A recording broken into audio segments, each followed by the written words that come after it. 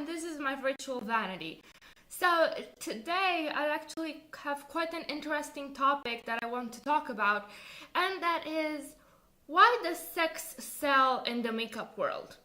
And by that I mean, why do companies give their products ridiculous names such as Better Than Sex Mascara, Glow Job, Sex on the Peach, and others? Well, it's all psychological. They are doing it very intentionally. They're not doing it just to be edgy. They, just like all the other brands in the other market industries, use sex in their advertisement very, very deliberately. Okay, so what happens when you see a sexy ad? Unless you're on a sexual, seeing anything remotely sexual or erotic in nature, or that even alludes to it, will elicit from you an emotional response. And not only that, it will trigger a chain of events in your brain that will make you remember past pleasurable times, or will make you wish for pleasurable times and associate that product with that promised pleasure, that erotic fulfillment. You also get some sort of physical response because, as we well know, we humans love sex, and whenever that is mentioned, even the most prudish of persons will have, at least on a subconscious level, some sort of physical response.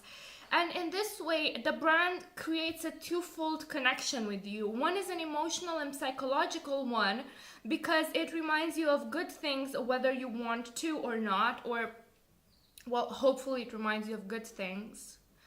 And it also makes you more physically aware of yourself, and you get to associate that with that certain makeup item. The thing is that there is this twofold aspect of sexual makeup names, and that is that first, as I said before, they make you remember past pleasure, but they also make you think that you will get future pleasure. So there is this promise of erotic fulfillment. What happens here is that whenever you see a sexual ad, you either self-insert yourself in the ad, such as the case of the woman that sees herself in the ad just being just like the model, using the Orgasm blush and getting that beautiful flushed glow and being just as sexy or the woman as the woman in the ad. Or you get some sort of sense of replacement of the actors in the ad. So in the case of the man that looks at a sexy ad for beer, for example, he will not substitute himself as the object of desire, such as the woman that makes herself the object of desire in the mascara ad, but rather he will substitute himself as the person that looks upon the object of desire and obtains it. So in my example with the beer ad, that would be the man that gets served beer by a hot, sexy woman, and his pleasure is twofold. One, he gets some food, beverage in this case, that he likes, and two, he gets to go with the woman he presumably likes since she's in the ad. And the thing is that it's not only that, it's far more insidious than that. Especially for women, these ads do not only prey on this sense of connection that you have with your sexual memory. Could you not, cat? This sense of connection with your sexual memories, but they also prey on your insecurities. So all of these companies that you think they are just, supporting women's sexual liberation, and they're also feminist for naming their products cutesy, sexy things, they're not. They're using you. They are as anti-feminist as you could get, because they are using your insecurities as a sexual being to make you get their product, under the promise that if you get that product, you will get some sort of erotic fulfillment. Be it of the more chaste kind, as in, using this blush or this mascara will make you be the woman you always wanted to be, and that every man or woman, depending on preferences, will want. Or they tell you that this sort of product will complete some sort of gap in you and will help you with an inadequacy you have. So you see, they are preying on their insecurities while also trying to be your friend by being edgy and joking with you about all of this sexually liberated stuff. They are actually just the best worst of frenemy, where they lure you in with a sense of, oh, look at how cool we are and how understanding, and we understand your needs to be both beautiful and sexy and a liberated woman. But they're actually just hooking up whatever insecurity you have and using that to get the sweet, sweet cash in your wallet. They are using you, all under the guise of being cute. And you know, aside from this relationship that they have with the consumer, which as far as I'm concerned is perverse and insidious, sexy ads also have a very interesting relationship with other ads, because being so, I wouldn't say controversial necessarily for so many people, but being eye-catchy, they manage to set themselves apart from a huge sea of ads that might not catch interest so much. So, could you not rub yourself on my camera, please? I'm trying to say something. Yes, kiss me. Kiss me while I divulge the nature of psychology and makeup. Before my cat rudely interrupted me with her love, whenever you see something sexual, your eyes tend to stick to that thing, be it a video or an image. So these ads already are getting more of your view time automatically than any other ad from the start. So I am talking about potential view time, because you might either linger and be disgusted and then close it, and rather linger on an ad that's more tasteful to your preferences, or, you know, keep watching because you think whatever's going on is interesting. This also helps you remember the ad more, and if they got in your head, then half of the battle of that advertisement is already won, because whatever these ads want, they want the most to be remembered and to be catchy. And this leads me to another point, and that is a word of mouth. So wherever you're gonna think this is a controversial, or that ad is distasteful, or that you like it, you're still gonna talk about it, because sexual things get talked about a lot, let's admit it.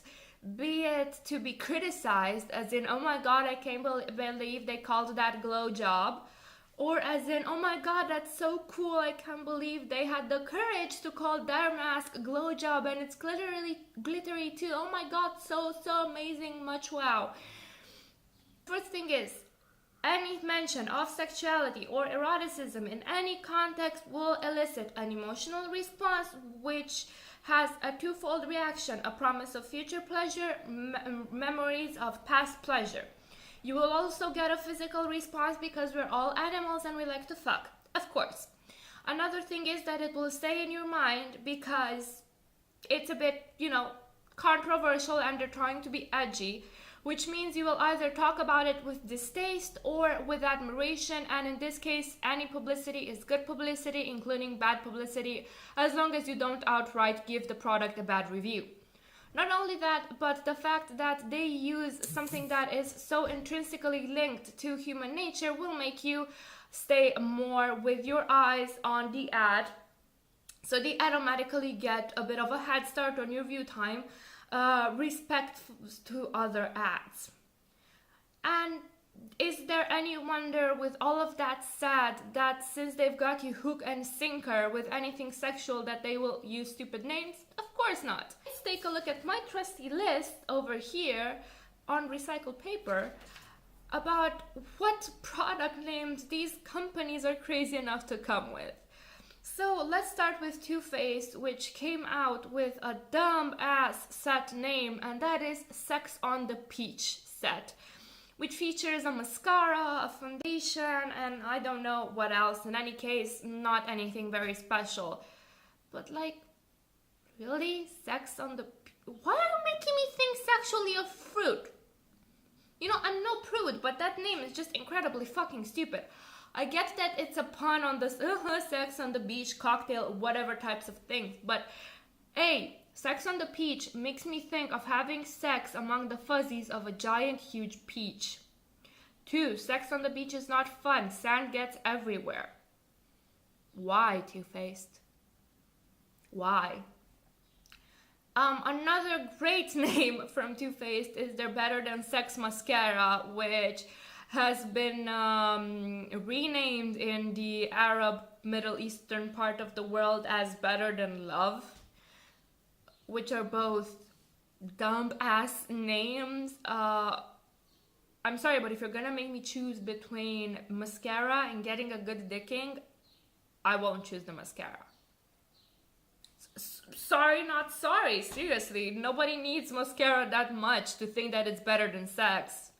Unless you're having stumbling, shambling sex at 3 a.m. when you're drunk and stoned as fuck and your partner is the same and you've barely known each other for a few hours and you're trying to fill the void of your existence, then yeah, probably that mascara will be better than the sad, soulless sex you'll have in that situation. I think. Whatever. Next on the list, Kylie Jenner, which, let's face it, the Kardashians have always been very sexual beings, unafraid of their sexuality, but considering that there were some rumors that Tyga or whatever was with Kylie ever since she was underage, then her blush names are a bit iffy to begin with, such as Virginity, Barely Legal, XRated. I mean, really? I mean, thank God you didn't name them Poppin' My Cherry, Airing My Vagina, Opening My Legs. I mean, they're just dumb names. I'm not trying to slut sex shame anyone. Have fun, but protect yourselves. But yeah, have as much fun as you want, but that's a dumb, edgy name and you guys know it. Speaking of edgy names coming from a brand I wouldn't have expected it to, Nars with their Orgasm and Deepthroat blushes and their G-Spot multistick. I mean, even saying G-Spot multistick makes me think of a fucking vibrator. I mean, I get it. It's like, oh, you're supposed to be as cheeked as after a deep throating session or after an orgasm when you put these blushes on, but yeah. Can you imagine your mom asking you, hey honey, that blush shade you're wearing, could you not? Hey honey, that blush shade you're wearing is really pretty. What's it named? Orgasm. Yeah. Then there's that whole glow job mask from Glam Glow, which, who the fuck thought of that name? Was the marketing team drunk? What were they thinking? I mean, seriously, glow job just makes me think about being involved in some sort of bukkake with Twilight vampires. Why? Why would you associate your product with glittery semen? I don't get it. I know I'm being a bit crass right now, but yeah, for real. I mean, it's not making me even think of a good blowjob. It's just making me think of a fairly dissatisfying, gritty, sparkly blowjob. And I usually like sparkly things, but not this. Not this. This is basically the wrap up of the video. Dumb ass names coming from brands that are trying to be edgy and resorting to the lowest common biological denominator to get you to watch them and buy their products. Do you like these names?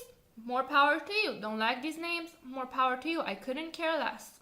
I personally don't like them, but if the product is good, I'm not gonna shy away from a dumb ass name, but I'm just gonna side eye the shit out of them. So tell me your opinions below, and if you like this video, please give it a thumbs up, subscribe, and I hope I'll see you in my next video, where hopefully my cat will make less cameos, but she'll be cuter than ever. But you know, no, slower. Just slower, more, not jumpy, not getting into my face in the camera way. Okay, well, guys, have a good day. Bye.